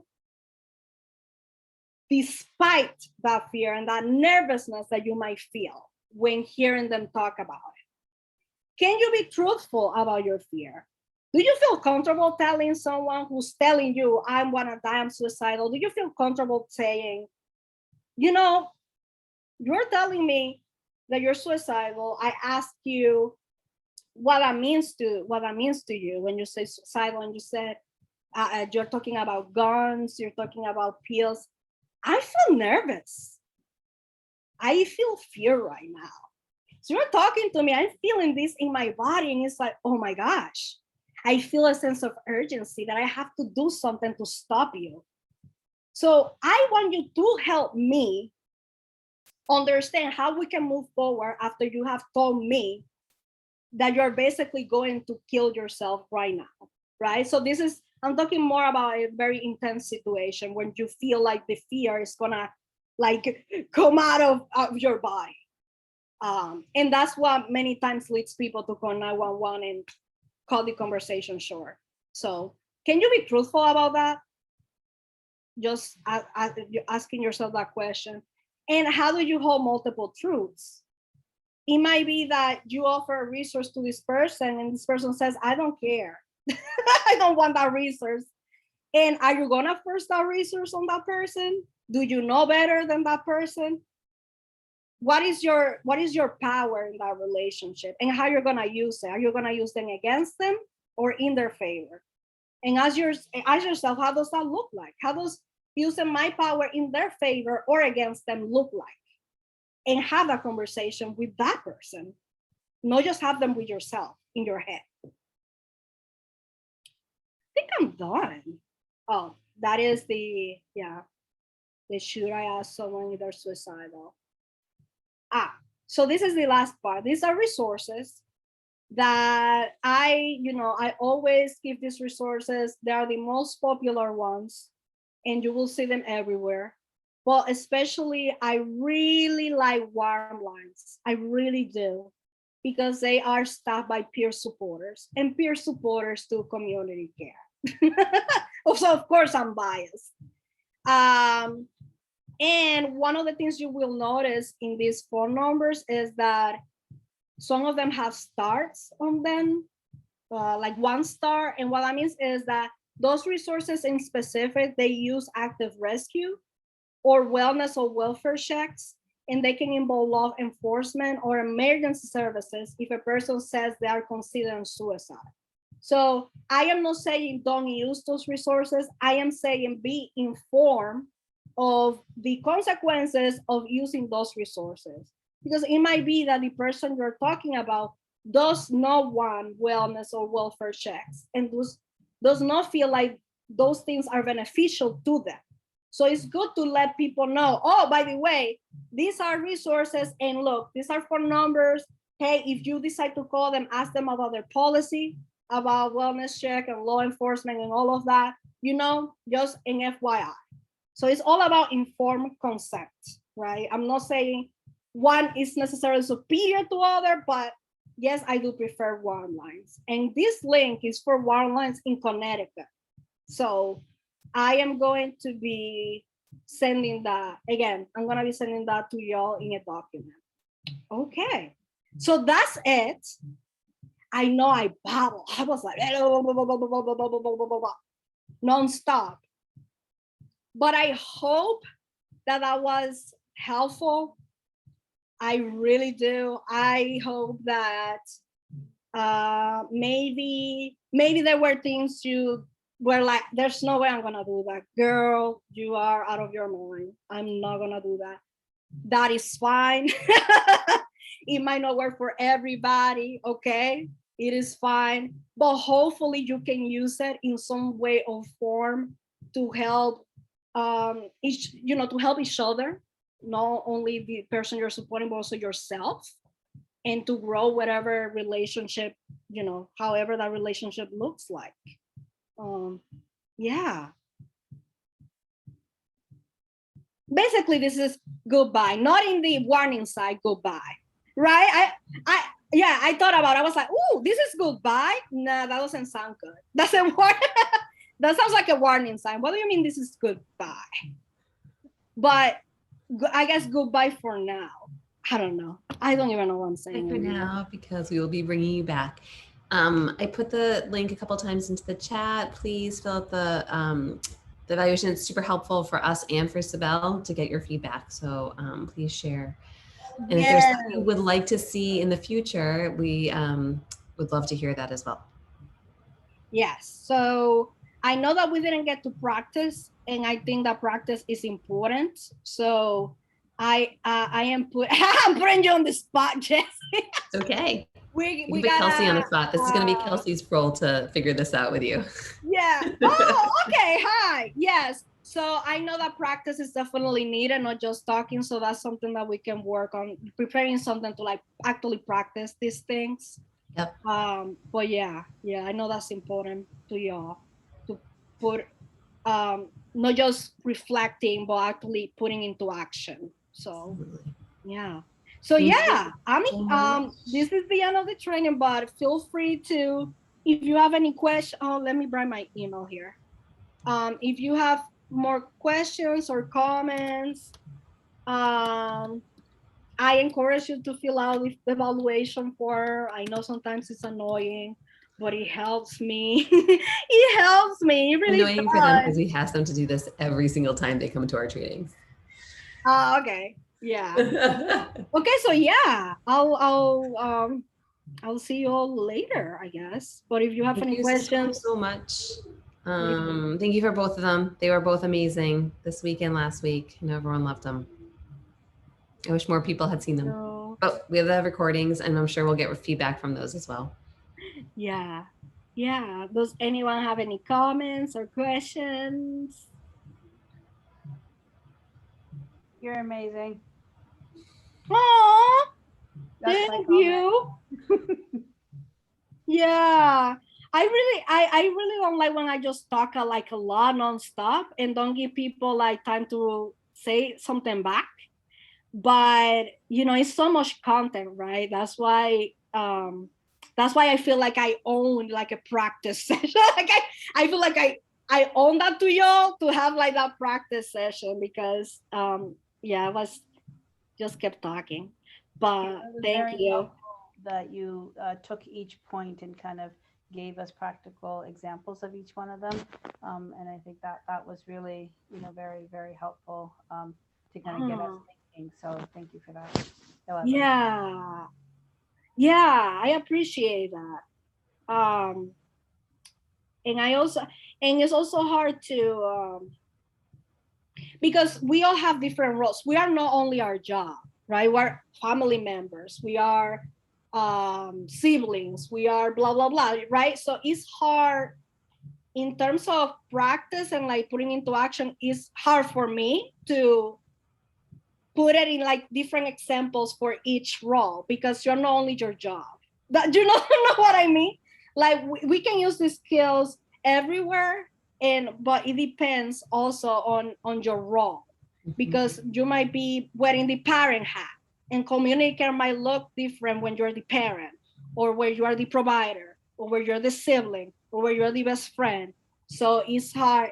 I'm just being transparent. It's hard for me to like give an overview of how that can look like for all those roles. But yeah, but I still appreciate your comment. I validate your comments. I believe you when you say that I'm awesome. I have to put in practice my validation here. I believe you. Yeah. Anyone else have any questions or anything like that or comments? And there's a reggaeton playing here. I don't know if someone is like playing Bad Bunny here. Amazing. I don't know. That's really inconvenient actually. I'm talking, I'm doing this and they're like playing Bad Bunny. Okay. Anyhow. Thank you. Ruth, Jamilka, Priscilla, do you have any, or Kelsey, do you have any questions or comments? Anything? This is Priscilla. My only comment would be, in a situation like this with the amount of time that you had, I would have liked to have seen a video from a Oh, short yeah. video from a real scenario. You know, Yeah. person attempting suicide, or showing the youth, showing someone in a real situation who wants to commit suicide, and showing the help that they received or that they're seeking to receive. Yeah. Videos, I think, you know, it doesn't have to be anything long, but just a video of real situations would have captivated this whole 3 hours, the whole situation yesterday and today. Bless you. So that's the only thing that I would say. You did a good job, and but the video would have helped, and more interaction from the people that were listening. You're all in a certain field. You're all, you know, you all have encountered different scenarios, and if they would have interacted a little more in that situation, would have been really, really helpful to see how they would have dealt, or if they have encountered that situation, how they Yeah. would have it, or something. I think it was not fair that you had to do all the talking. You know, you had to answer, you had to talk, you had to talk the scenario and everything. I think the videos would have, a video and an interaction from the audience would have been Mm-hmm. really more captivating. I agree with you. Mm-hmm. Yeah, that's something that I definitely are gonna work on. Mm-hmm. Thank you.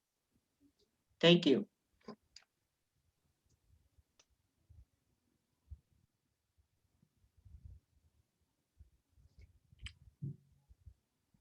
Okay.